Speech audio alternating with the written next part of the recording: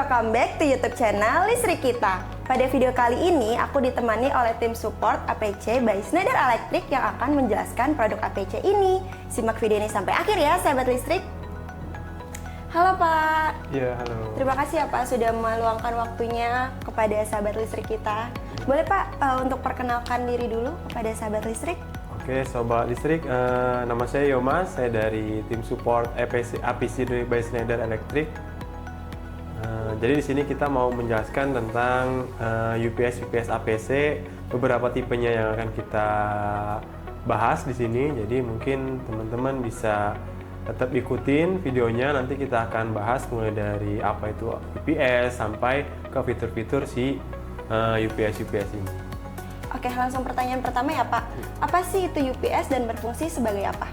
Oke, jadi mungkin teman-teman kalau memang sobat listrik belum ada yang tahu UPS itu apa. Jadi UPS ini adalah kita bilangnya semacam power backup. Jadi sebagai backup sewaktu-waktu listrik kita di rumah atau di tempat di lokasi manapun bermasalah. Nah, masalah listriknya mungkin salah satu yang kita tahu adalah mati lampu. Nah, tapi selain mati lampu ada permasalahan listrik yang lain. Nah, untuk membackup permasalahan listrik tersebut di mana kita membutuhkan yang itu UPS sebagai untuk membackup perangkat-perangkat atau alat-alat kita dari permasalahan listrik yang ada. Jadi nanti si perangkat-perangkat akan diproteksi power atau listriknya oleh si UPS ini. Itu dari permasalahan listrik. Itu sih dari penjabaran dari generalnya si UPS itu fungsi atau kegunaannya seperti apa. Oke. Lalu apa saja sih Pak fitur-fitur dari UPS ini? Jadi fitur-fitur sebenarnya kalau untuk si UPS beragam ya. Nah, untuk di APC teknologi yang kita pakai di sini sudah lumayan banyak sekali yang kita aplikasikan di UPS kita. Jadi fitur-fitur di UPS APC yang paling menonjol adalah di UPS kita semuanya itu ada semacam kayak filtering listrik. Jadi di mana atau mungkin teman-teman biasa tahu stabilizer, FVR. Nah, ini merupakan fitur untuk memfilter listrik agar perangkat-perangkat yang kita punya itu dapat kualitas listrik yang lebih bagus. Gitu. Jadi perangkat-perangkat kita umurnya lebih lama lah, jadi nggak cepat rusak. Jadi makanya si UPS itu ada fitur namanya FVR untuk memfilter listrik jadi lebih baik. Nah, untuk fungsi-fungsi lainnya juga si APC ada penangkal petir atau biasa teman-teman mungkin taunya subprotector. Jadi subprotectionnya juga ada si UPS ini. Jadi misalkan sewaktu-waktu di site atau di lokasinya ada sambaran petir atau contoh ada konslet listrik. Nah, ini kita bisa memproteksi si perangkat itu agar nggak kena impact-nya nih. Biar si perangkat ini nggak rusak atau nggak meledak atau nggak ya terjadi amit-amit barang-barang yang kita pakai jadi rusak karena listriknya kurang bagus gitu. Oke, lalu untuk UPS APC ini memiliki tipe apa saja sih Pak? Nah, kalau sebenarnya kalau untuk UPS APC karena memang basisnya atau si brand APC ini memang kuatnya di UPS, sebenarnya untuk kategori atau subkategorinya banyak sekali untuk tipe-tipenya. Kalau yang teman-teman lihat di sini, ini mungkin dua tipe aja. Ini tipe BV, ada tipe BVX. Nah, ini dua series ini kita sebutnya adalah UPS, back UPS. Back UPS fungsinya buat apa atau kegunaannya biasanya buat apa? Nah, ini untuk perangkat-perangkat contoh kayak yang memang perangkat-perangkat office atau perangkat-perangkat yang memang kantoran, bukan perangkat-perangkat yang memang contohnya kayak di ruangan server atau perangkat lab, perangkat rumah sakit itu bukan. Jadi memang ini hanya untuk komputer, printer gitu atau perangkat-perangkat kecil yang bisa kita backup itu bisa menggunakan UPS dua tipe ini. Untuk tipe-tipe yang lainnya sebenarnya banyak.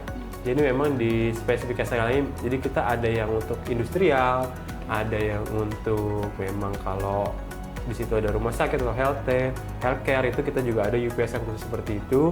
Jadi itu balik lagi segmennya untuk apa.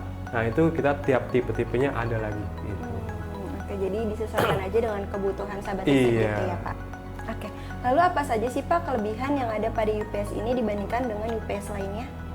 Jadi kelebihannya UPS APC dibandingkan UPS mungkin tipe-tipe atau brand lain, salah satunya adalah teknologi yang dipakai APC ini yang menurut saya sudah jauh lebih maju dibandingkan UPS-UPS lain. Itu dari segi teknologi. Salah satu contohnya adalah UPS kita atau UPS APC kita ini, beberapa tipe ada yang sudah bisa menggunakan semacam software. Jadi UPS-nya nggak sebagai perangkat mati aja nih atau perangkat yang hanya sebagai colokan aja, tapi kita bisa kombinasikan atau kita bisa ibaratnya kalau digital ya, model digital sekarang itu kita bisa menggunakan aplikasi, kita bisa monitoring si UPS-nya, kita bisa kontrol UPS-nya melalui aplikasi. Nah itu menurut saya merupakan fitur-fitur atau teknologi-teknologi yang memang dibutuhkan saat ini gitu, dimana saat ini kan semakin digital semakin banyak. Nah ini semakin banyak orang yang membutuhkan dimana kemudahan dalam menggunakan perangkat-perangkat. Nah menurut saya UPS APC dari hal tersebut mereka sudah menyediakan suatu aplikasi memang membantu untuk mengkontrol UPS-nya, untuk memonitoring UPS-nya, apakah UPS-nya kondisinya dalam kondisi baik atau mungkin baterainya bermasalah atau ada alarm. Nah itu mereka bisa dapat semua informasi itu melalui aplikasi. Jadi kita nggak perlu tuh ngelihat si barang-barangnya. Nah terus kelebihan yang kedua adalah dari sisi garansi. Jadi garansi untuk UPS APC kita itu dibandingkan mungkin brand-brand lain, ini kita adalah standarnya 2 tahun untuk barang-barang kecil ini. Nah ini di sistem di APC itu adalah one-to-one replacement, artinya jika ada satu unit yang rusak, itu akan diganti dengan unit yang baru.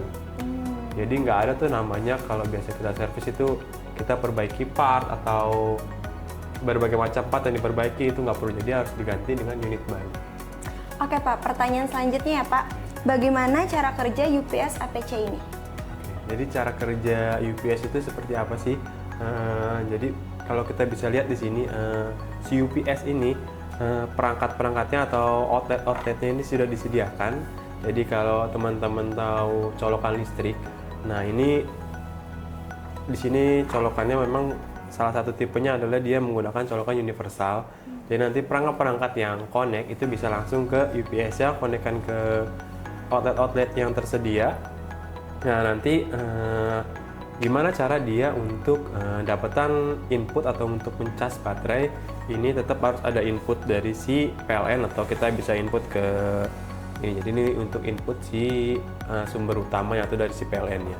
Nah nanti kalau sudah dikonekkan ke PLN, nah kalau di UPS APC di tipe-tipe kecil atau tipe-tipe yang model back UPS seperti ini, nah di sini kita harus perhatikan di sini tuh ada apa? Konektor baterai. Nah ini banyak sekali mungkin sobat listrik yang pernah menggunakan UPS APC terus pas beli itu nggak tahu cara mengoperasikannya. Nah ini kalau di belakangnya ada kayak kabel kuning ini sebenarnya kita bisa lepas. Nah ini kita bisa lepas, nanti kita bisa konekkan ke dalam. Nah ini baru kalau kita sudah konekkan ke dalam, nah ini berarti si baterai yang di dalam UPS ini sudah connect, baru kita bisa konekkan si inputnya ini, input UPS gitu. Nanti baru kita nyalakan si UPS-nya. Nah itu otomatis kita baru bisa pakai si UPS-nya. Itu sih dari sisi bagaimana cara penggunaan salah satu tipe UPS APC. Oke, untuk pertanyaan selanjutnya, jenis UPS apa yang paling cocok digunakan di kantor atau di rumah? Jadi UPS seperti apa sih yang cocok digunakan di rumah atau di kantor? Nah ini teman-teman kalau memang mau menggunakan di rumah atau di kantor itu nggak usah bingung, tapi teman-teman make sure aja perangkat apa aja sih yang mau digunakan di UPS ini gitu. Jadi misalkan contoh yang mau connect atau yang mau colok ke UPS ini apa aja.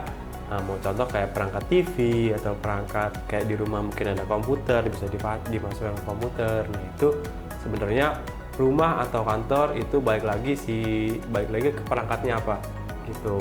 Jadi kalau misalkan memang perangkatnya mungkin butuh kapasitas beban atau watt yang besar, itu pastikan lagi UPS-nya cukup gitu untuk mengcover si perangkat yang akan masuk atau connect ke UPS-nya.